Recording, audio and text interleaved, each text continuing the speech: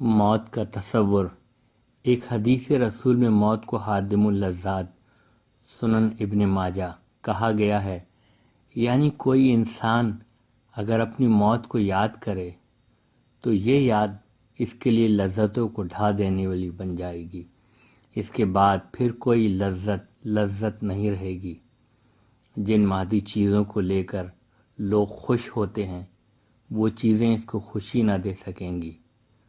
موت کا تصور آدمی کو یہ بتاتا ہے کہ تمہارے اوپر ایک ایسا دن آنے والا ہے جو اچانک تمہارا سب کچھ بدل دے گا۔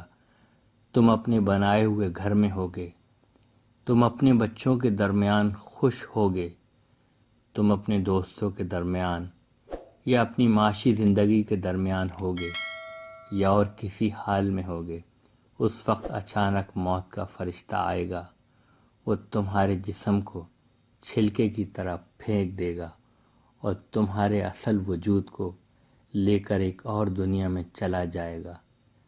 تمہارے جاننے والے کچھ نہ جانیں گے کہ تم کہاں چلے گئے۔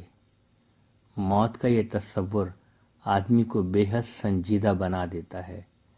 آدمی کی سب سے بڑی سوچ یہ بن جاتی ہے کہ میں کیا ہوں اور میرا مستقبل کیا ہے، میری زندگی کیا ہے اور میری موت کیا ہے، موت سے پہلے کے دور حیات میں مجھے کیا کرنا ہے، موت کے بعد کے دور حیات میں میرے ساتھ کیا پیش آنے والا ہے۔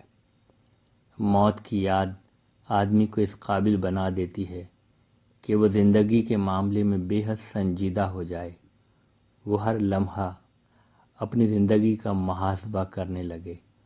موت حتمی انداز میں انسان کو بتاتی ہے کہ بظاہر اگرچہ تمہارا حال تمہارے قبضے میں ہے، لیکن تمہارا مستقبل ہرگز تمہارے قبضے میں نہیں۔